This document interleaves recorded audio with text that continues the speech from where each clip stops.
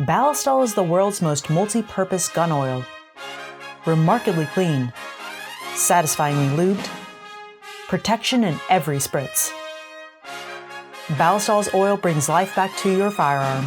Primer approved and recommended.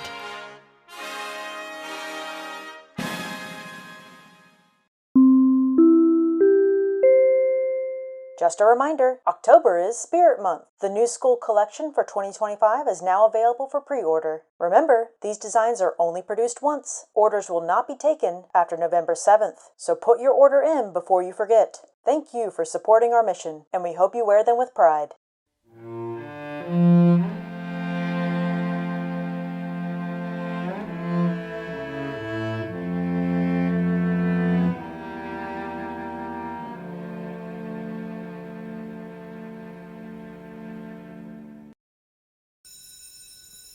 Hello class, I'm your professor for this lesson, Matthias Gruffudd. It's pronounced different than it's spelled. Today we'll be building on our last lesson which featured the Soviet-modified Mosin-Nagant 1891, now /30.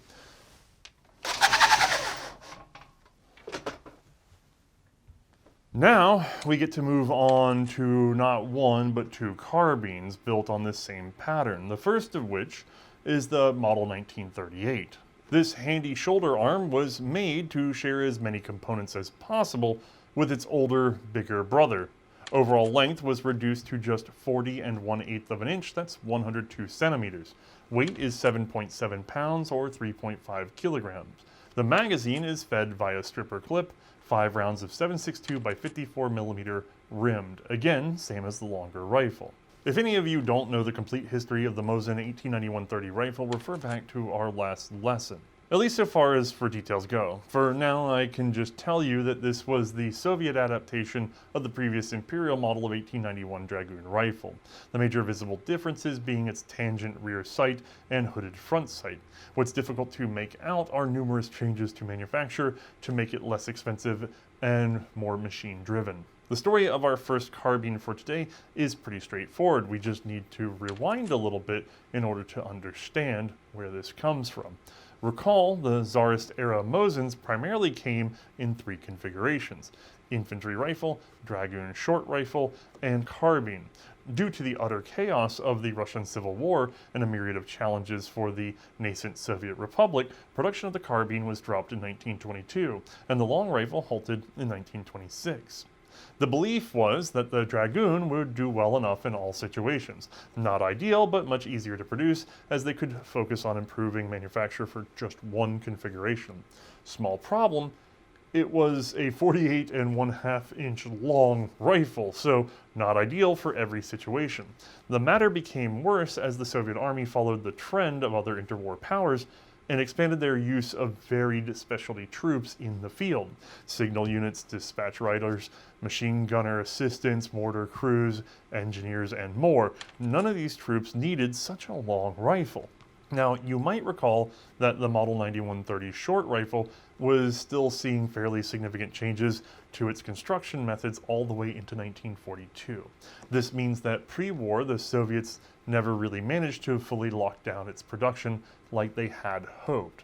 It also explains the long delay between adopting the 1930 upgrade and finally getting back around to the notion of a carbine built on this same pattern. And really, that's what this is. Now, an order was put out for prototypes with Ishevsk providing a reasonable version in 1938. It would have looked a lot like this, sporting a 51.7 centimeter barrel as opposed to the 91-30's 73 centimeters. The carbine uses the same action, same magazine, same stock ferrules and barrel bands, but initially had a slightly unique stock and front and rear sights. Successful range tests led to a recommendation for adoption on December 29, 1938. Hence the name Model 1938. Approval was given February 26 of 1939 by the Defense Committee under the Council of the People's Commissars of the USSR. Orders were set for the Tula Arsenal to produce the initial batch, but for reasons unknown to me, this changed to Ishevsk at some point in time. Anyway, the first examples underwent the usual extensive military testing, which revealed the need for minor improvements. The biggest changes were the front and rear sights. The front was initially open-topped using a barleycorn shape, which had never been on the 9130. The rear used a V-notch and had a slightly different slide bar than the standard rifle. These were reasonably altered to match for ease of production, though apparently in calculating the difference in height for that front sight from the 9130 rifle, a mistake was made and many had to be modified much later on. Serial production was begun in the second half of 1939. Initial efforts, however, were proving too expensive in comparison to the 9130. Where the rifle was averaging 170 rubles of effort, the carbine was at 250, so more changes were made. Again, most visibly, the carbines used a unique stock blank. This was altered in late 1940, reshaped at the rear band in order to match the rifle, again as much compatibility as possible. Now, of course, I happen to have a carbine here, though it is from wartime production. Regardless, let's go ahead and get a closer look. So, coming from the rear, this looks like a 9130, still looks like a 9130. Right about there, you get a clue that it's not a 9130, and my hand's blocking the rest. And if we bring on forward, what happened? Where'd the rest of the gun go? It's important to remember that this gun really is just a shortened 9130 with a different rear sight. Let's get a look closer, though. Our front sight's still hooded, protected, and driftable. It is, however, attached to a collar that was pressed onto the barrel. That barrel is a rifle barrel blank, cut down, and then milled out, turned, in order to allow you to press that sight base on and then pin it in place. Kind of surprised this didn't catch on for the rifles themselves. This means that we have a fairly thick barrel for the carbine that doesn't naturally taper, because we didn't reshape it from the rifle at all. That would take extra effort. All these fittings at the front, the cleaning rod, it's all the same, although like the barrel, the cleaning rod is shorter. If I move it further forward, we'll see we now have two barrel bands that are set sort of awkwardly close. We have a press-in escutcheon just like we would with the rifle at this time. These are stamped steel springs, by the way, steel caps on the handguard, which, by the way, shorter. You get the idea. Same, but shorter on several components. What is kind of distinct on this guy, or rather is not on this one, is the fact that the belly of this stock is exactly the same as the 9130, whereas as originally adopted before simplification, this actually came more to here and had a unique stock that was its own blank. That proved to be a problem, so we went to doing exactly the same as the rifle so we could pull from cracked or ruined rifle inventory or just from rifle inventory. Now, if I bring her on down, we'll see the other major change, which is that we have a shorter sight base. It's the same tangent sight. It's probably cut on the same machines. It's just a little bit smaller. Now, this was the first gun, to my knowledge, that used the pinned-on sight base that later became popular for rapid manufacture of the 9130. If I flip her up, we'll see we graduate up to 1,000 meters and then give up the Ghost. And frankly, this is perfectly adequate for combat ranges during World War II. Now, those of you who are eagle-eyed might have spotted this relief in the stock. This is a replacement stock that was on the rifle when it was imported, so likely this was repaired post-war. It probably suffered some damage during the actual conflict, being a wartime-made M38 carbine. Now, this relief is for a bayonet that is not on this gun and should never be on this gun. These do not have a bayonet, but we'll see why it's there a little bit later and what gun it was stolen from. If we move on down, we'll see we have the exact same action as the 9130. No changes in here and none at the back. So that means that this can share a lot of the same manufacturing processes. It's no surprise that this uses the same action as the rifle, and therefore we have no need of an independent animation to show you how it works. Instead, we can go ahead and skip straight to a demonstration by our own May.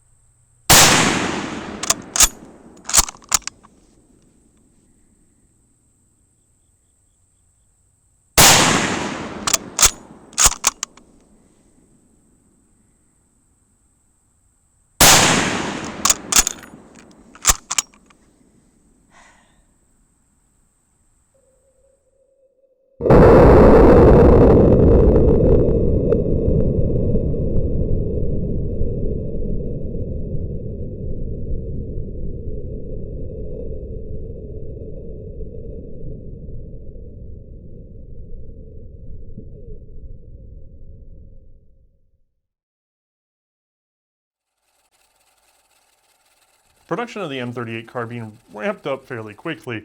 On the eve of the Second World War, it even accounted for about half of all Mosin production at Izhevsk, largely I assume from previous unfulfilled demand for such a short rifle.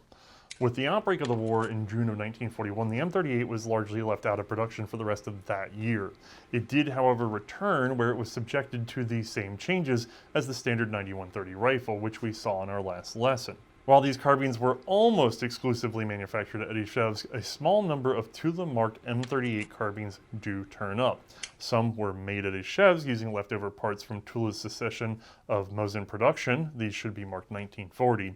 The reformed Tula Arms factory also produced a small number of M38s in 1944, though these quickly gave way to another carbine. I've seen it reported that 2,448,458 M38 carbines were produced at Izhevsk in total. Tula's production numbers are unknown, but assumed to be less than 20,000 in total. Production after 1944 was extremely limited. As I said, this was somewhat displaced by a newer pattern of carbine, one that was frankly based off the M38 and its successes. I am, of course, talking about this, the carbine model of 1944. Well, mostly. Let's go ahead and hit the wide view before I get into the details. It's hard to miss that this is basically an M38 with a fixed-on folding spike bayonet. The length is exactly the same as before, but the weight has jumped up to somewhere between 8.5 and 9 pounds, depending on when it was manufactured and how. The magazine capacity remains the same, as does the cartridge and loading method. Combat during the Winter War with Finland had already revealed that the 9130 rifles were a bit too long for fighting in any sort of indoor trench environment. This was a somewhat minor problem at that particular moment, but with the German invasion of the Soviet Union, the Soviet soldiers were spending more and more time in the city. Observations revealed that most fighting was being done within 300 meters, well inside of the M38 carbine's somewhat shorter range. Frankly, it was becoming fairly obvious that if they could just fit it with a bayonet, the M38 could displace the larger 9130. Now, selecting the bayonet is where things got a bit complicated because arguments on that front had been ongoing since the very start of the Soviet Union. You know what, let me go ahead and show you what had won up until this point, and you know what, let's just get a little education while we're at it. Sure, we saw it last lesson, but let's review. This is our 1891 cruciform spike bayonet, and this is our 9130 cruciform spike bayonet. They're almost the same except for how they work. Both of these guys were intended to be left on the rifle almost all the time. The difference was this was screwed into place with a locking band, and this had a push button that was a little difficult to use, but otherwise better than that if you want to get it on and off. The reason for wanting to get it on and off was mostly for transportation of troops in very specific fighting conditions. Generally, the rifles were used with the bayonet on, and they should have been sighted with the bayonet on.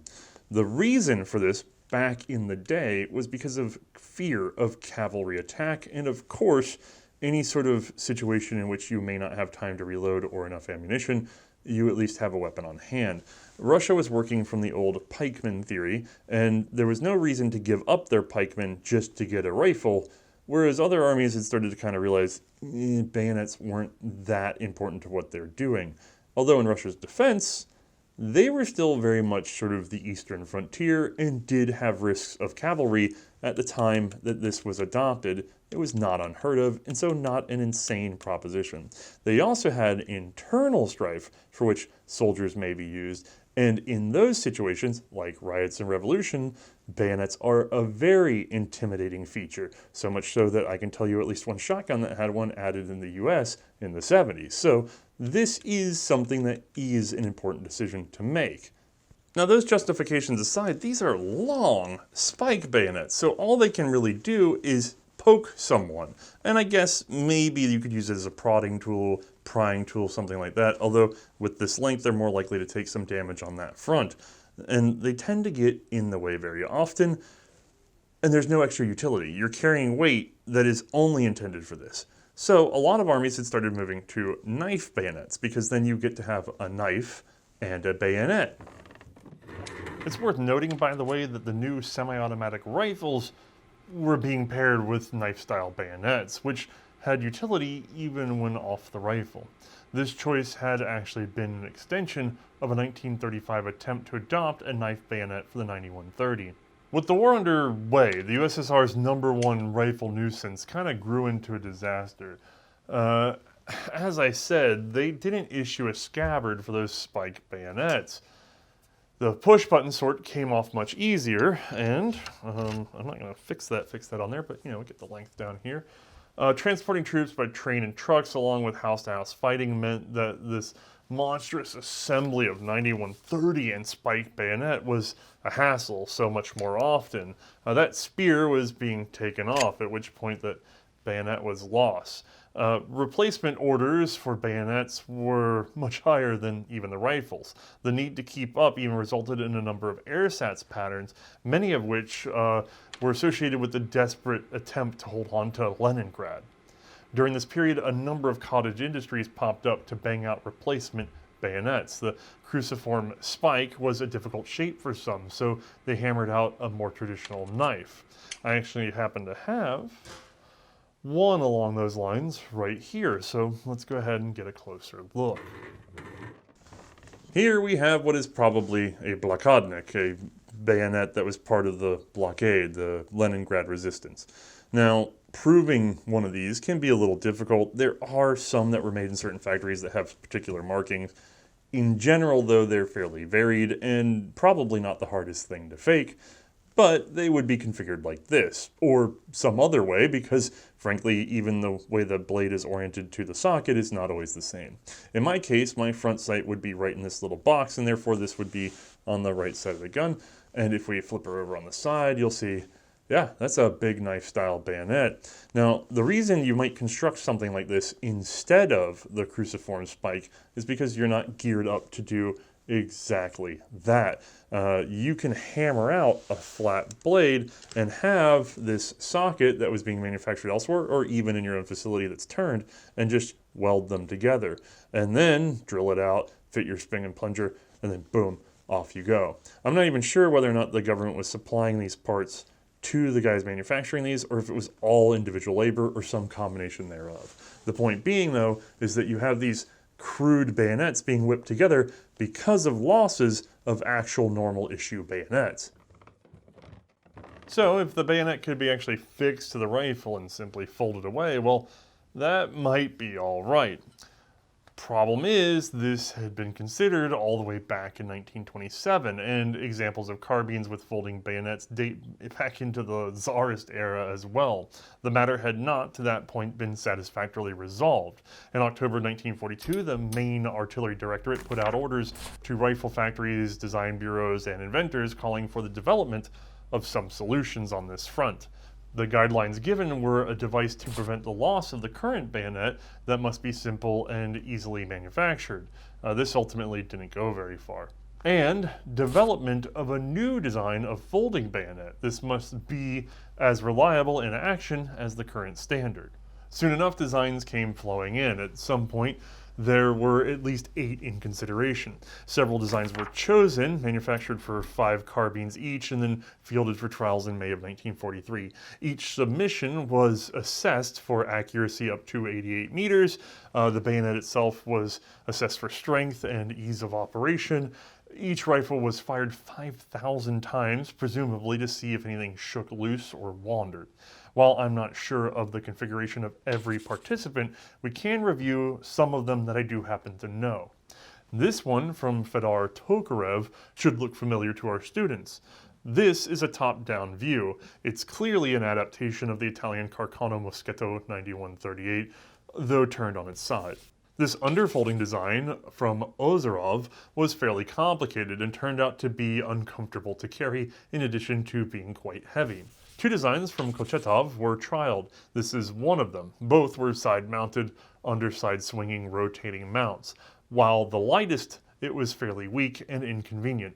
Ultimately, the best design was one submitted by one N.S. Semin. This was a side-flipping design with a sliding tube to lock that bayonet in place. I'm trying not to stab myself. This was trialed on a batch of 5,000 carbines in June of 1943, apparently 10,000 starting in October of 1943, in November another 15,000, in December 25,000. So we were pretty committed. Successful testing meant it was accepted with minor alterations in January of 1944, making this the carbine M44. So let's get a look at how it works. Coming in from the back, we have, well, honestly, it still looks like a 9130, although we have a simplified sling swivel hole. And if I keep bringing it on forward, it looks like an M38 with this rear sight, but there's that thing that was occupying that little notch on our M38 that was rebuilt. If we keep coming forward, there's a lot to take in here. Let me flip it where we can see it a little bit better. This is a folding cruciform bayonet, just like the earlier 1891 bayonet, but now permanently fixed to the rifle. Let's get a look at that assembly. Wow, look at that. The front sight base has been increased significantly and is much stronger.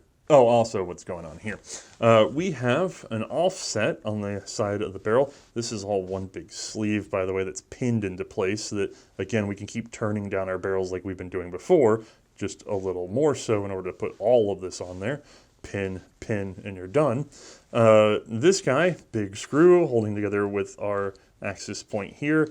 There's a cleat, a tooth right there that matches a tube that's wrapped around our cruciform bayonet. The tube has a spring inside, so if we pull away and let go, it wants to snap back on that tooth. But if we pull back and disengage the tooth and then pull away from the gun, which is surprisingly hard to do on camera because this is very stiff, there we go. Once we're past that cleat, we'll be able to swing around, and at some point we're going to come forward and impact the muzzle, and that's all she wrote. We actually need to pull this forward over the muzzle, and then she's going to snap on over, and that keeps her in alignment. Our bayonet is now properly fitted and usable. This can then be retracted by pulling it back off the muzzle. There's actually a little bit of a finger relief there with some texturing, and back around. On the closing stroke, it does the job for you. If we just sort of boop, it'll lock back into a stowed position. It's not perfect. I mean, there's still a slight chance of you getting poked right there, but it's not too bad. It's very firm, and it's certainly handy and doesn't get lost, like flipping around on your muzzle, which lost a lot of bayonets before and during the war. Now, this system wasn't perfect. It has offset weight to the right, about 73 grams added to the rifle. It's a bit cumbersome. And most importantly, if you go to put this guy over the muzzle, you gotta pull forward, get your little finger pinched in there, and then if you're not paying attention and you just sort of let go, you're gonna have a real bad time when you fire that rifle. It needs to be all the way on. And to make sure that that little mistake never happened, there was an improvement made in 1945. They simply took this cleat and also put it there. It does the same camming action as it did before, which automates this just slightly for you. So if I bring it around, you'll see as we come forward, this pressure, this extension here is pushing the collar in front of the muzzle. There is a notch here and a slope to make sure that we meet the muzzle and that we come over top. So we have the handoff from here to the edge on there, and we snap over. Yes, it's still technically possible to make the same mistake, but it's much less likely because you're able to more positively just do in one motion instead of fiddling around. So this is a nice little extra. While I doubt it affects very much, I think we should take a little time to let May try out this carbine as well, so let's watch.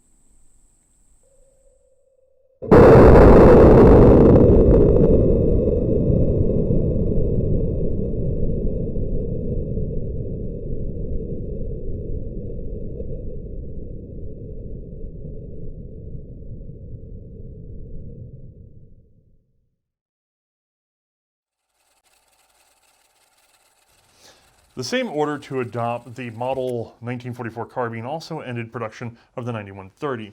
The date was set for February 1st, 1944 at Izhevsk and March 1st at Tula. This excluded sniper rifle production. The need for longer optics-ready rifles likely explains why 9130 still turned up with much later dates, though in tiny numbers. Not all of them must have been fitted with glass. The M38 was produced concurrently to the 44, though now in much smaller numbers.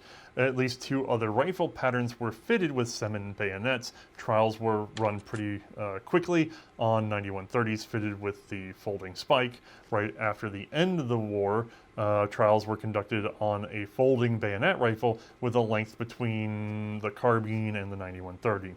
Some of these have turned up in collector circles and have been nicknamed the M44L. Because the 1944 replaced the 9130, plenty of reports were made on its effectiveness in combat. By comparison to its precursor, it was much loved for being handier to get in and out of action. Bayonets almost never went missing, by the way. The only complaints seem to have been from various breakages from improper heat treatment, though this could have been true of the 9130 as well. Specific to the M44, it was found that change in the bayonet position could shift the point of impact up to 50 centimeters at combat ranges. Instructions were made for Kentucky windage while the bayonet was folded. In the end, it was found that the folded position was too tight and kept pressure on the barrel. In May of 1945, tests were conducted with the improved bayonet lugs, which we saw earlier on my example here. This was deemed acceptable and entered production in the second half of 1945. The M44 was produced at Tula for just 1 year, 1944. At Izhevsk, it carried on until 1948. I've seen rough estimates for total M44s produced range from 6.5 to 7.7 million, and I'm frankly unsure which source to trust. While I don't know of any foreign production of the Model 1938 carbine, the Model 44 was shared fairly widely. It was a useful, all-in-one people's rifle. Poland produced them from 1951 through 1955, Hungary from 1952 through 53, Romania from 53 to 55, and China from 53 to 56. Each of these, of course, has its own minor variations as compared to the original. Okay, that's about as far as I dare go today, so let's take some time before the bell to hear May's account on handling both of these carbines. Once more, we made room for May. Hi. And we have a shorter version of the 9130. We do, definitely shorter. Would you pick this up and tell me all the differences between that and the regular 9130, which I still happen to have here? Let's grab the wartime one. You know, I've already said shorter. Yeah. I'm going to go out on a limb here. I'm going to say it's lighter. I'm going to also say it's lighter. Okay. And then? And I mean, we do have the reduced sight for the carbine. Yeah, you can't shoot as far in theory. In theory. Not that you were shooting beyond 300 meters at wartime anyway. But that's about it. There really isn't much of a difference between that and the 9130. Yeah, I honestly can't say. I mean, more recoil, unfortunately, because it's now shorter and more totable.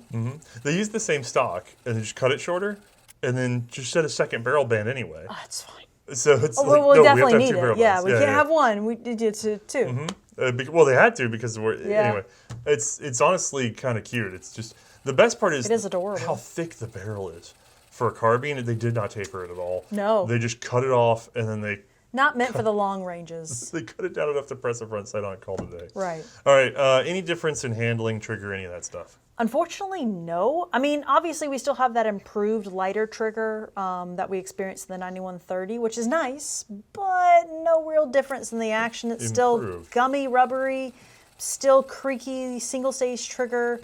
Unfortunately, recoil is more substantial. It is hardier. That's about it, though, really. I will say I do believe that the recoil on this is slightly better than on the old 1907 carbine. You think so? That gun felt pretty light by comparison. This one with the, because this has the stocky barrel all the way out. Yeah. And the sights read a little bit better too with the But sights do read better, yeah. So, okay, out of these two, 9130 and carbine, which would you choose in World War II to have to run around with, given that we're not telling you where you're going? You don't know if you're outside, inside, eastern, western, whatever, you know what I mean? So here's the thing, the odds of me having to shoot at longer ranges, not super great. It's expected to be in closer, tighter quarters, so I'm actually probably going to stick with the carbine. It's going to be annoying to have to shoot it a lot, but hopefully I only have to shoot it once and everyone around me doesn't want to be around that. There should be almost no performance difference on target at under 300 meters. Right. And then even beyond that, yeah, okay, it starts to fall apart a little bit, but how much of that kind of fighting are you doing? Right. The one exception I will say on this is, what is your ammo supply like? Because that does not have a bayonet. That does not have a bayonet, no. You know what? A bayonet would be great. Man, I wonder if we have one with that option. It's almost like there was a solution to this exact problem. Here, let me take the M38, and why don't you take the M38 plus bayonet? Can you tell me? Hey, they gave it a whole new designation. It's the 44, okay? Can you tell totally me different. The huge list of differences between these two things? Oh man, yeah, it's like 50 of them. No, frankly, it's just the addition of this folded bayonet, which, frankly, excuse me, they moved the front sight a couple centimeters What? because of the necessity to push it back so you could fold the bayonet. Oh, they did. Yeah, you've lost sight radius. Wow, I've lost sight of it, haven't I? Yeah. No, realistically, that is the biggest difference is the addition of the bayonet. Frankly, I am amazed that they did go through the trouble of making it a bayonet that's already attached to the rifle and allowing it to fold out. I love this thing. Okay, we've never made a holster or scabbard for our bayonets, so everyone keeps losing them. But they're supposed to leave them on the rifle at all times. That's our doctrine for them. Like, once we send you out, put the bayonet there. Right. Oh, but hold on, you need to get on this train. Take the bayonet off. Oh wait, put the bayonet on. Take the bayonet. Why'd they take the bayonet off for a train? Can you imagine trying like an old train? That doesn't even make any sense. What? How? Like, where are you gonna fit it? Trying to walk around the train? Everything's gonna get torn to crap. Like, not only that, but hey, they're putting. I've never trained, so I'm not. Well, really first of all, these guys are going in like dimensions. the cargo section, and they're probably poking each other. They're getting knocked over. They're stabbing people. People are losing eyes. Let's be honest. Oh my god. So bayonets are horrifying. You need a way to stow the bayonet without losing the bayonet. And I think a lot of people were just sort of taking them and turning around and sticking them on the end of the rifle. Oh yeah, that's a great way to do it. And then they got used to carrying it around that way because it mostly didn't fall off, but it doesn't actually lock that way. So then eventually it does fall off. So it's not like they're just forgetting it somewhere. They've come up with a solution that almost works and then doesn't. And when you have millions of people... That sounds very Russian. Well, it's very any army. But when you have millions of people, things go missing, and next thing you know, you're making hundreds of thousands of bayonets. Hooray! So let's just go ahead and put it on the gun. We'll make it idiot-proof. Now, speaking of being idiot-proof, I have a question for you. Have you actually used this bayonet before? No, I've never used it. We didn't fire it with the bayonet. No. Yeah, we weren't filming it with the bayonet out, even though you're supposed to. Remember, it only throws it off, so we can still take our grouping. We just need to ignore the point of impact. Speaking of which, they kind of opened up on you throughout that whole shoot, didn't they? Just a touch. Unfortunately, it got progressively worse. It went from the 91-30 to the 38 to the 44. It really was a long day of shooting, I would say. Do you think it was the shorter carbines did worse, or do you think it was just you getting tired? You know, honestly, the shorter carbines did do worse as a whole, which was kind of surprising. I didn't expect them to do that poorly at just 100 yards, so maybe it was a bit of both. Maybe it was a bit of both. All right. Anyway, you haven't tried to use this bayonet before.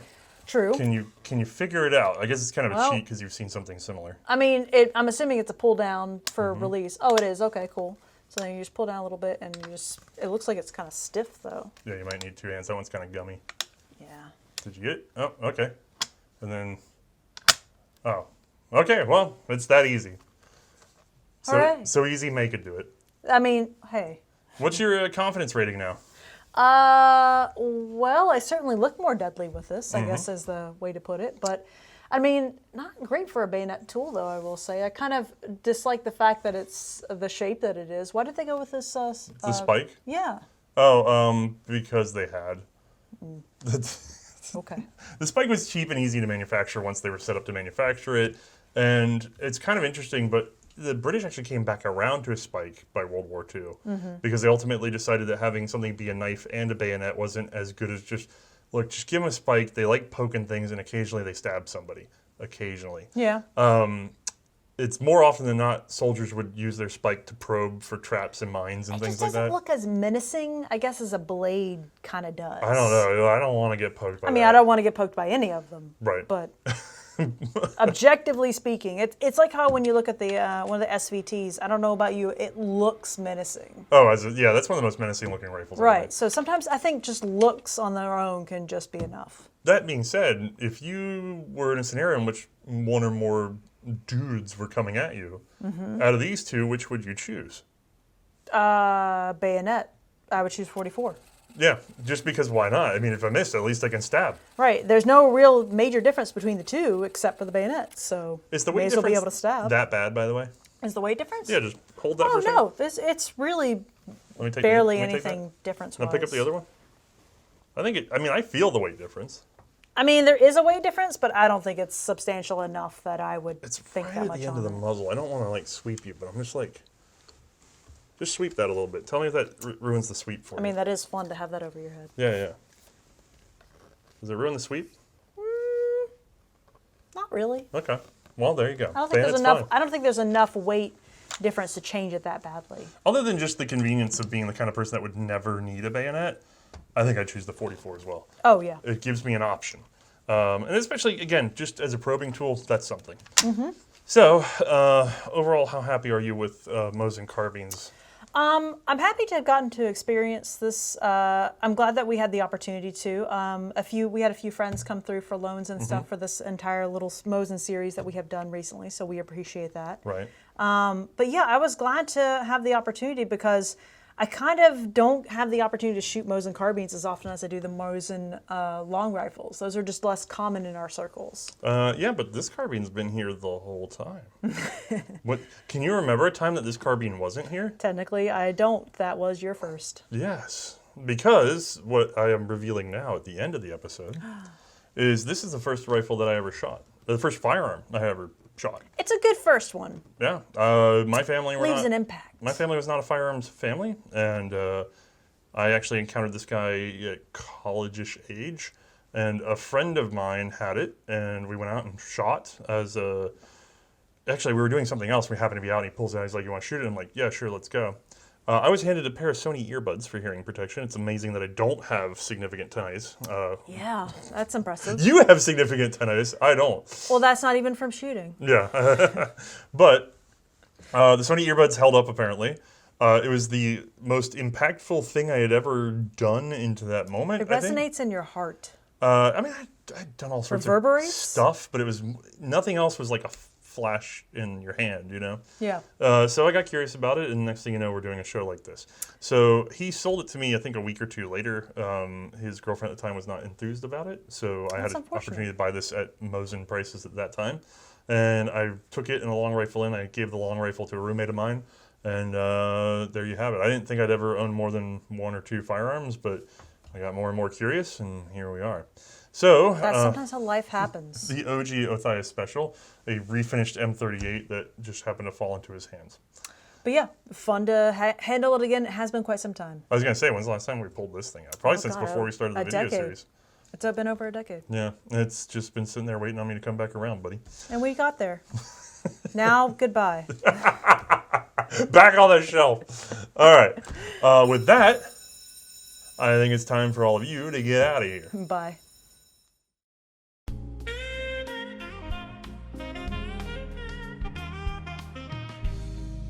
For you video auditors at home, I want to make sure that I extend my thanks to my friend Brandon for the loan of his M44 and Andy Wade for his executive production of this and many other episodes. That really helps quite a bit. Now, if you would like to support us, you can do so for as little as $1 a month over at Patreon or Subscribestar. And at the very basics, you have our Office Hours podcast, which explains what goes into the behind the scenes of this production. There is also an option to receive our monthly study guide, which is wonderfully rendered to help remind you of the lessons you have learned today. All right, y'all, have a good one.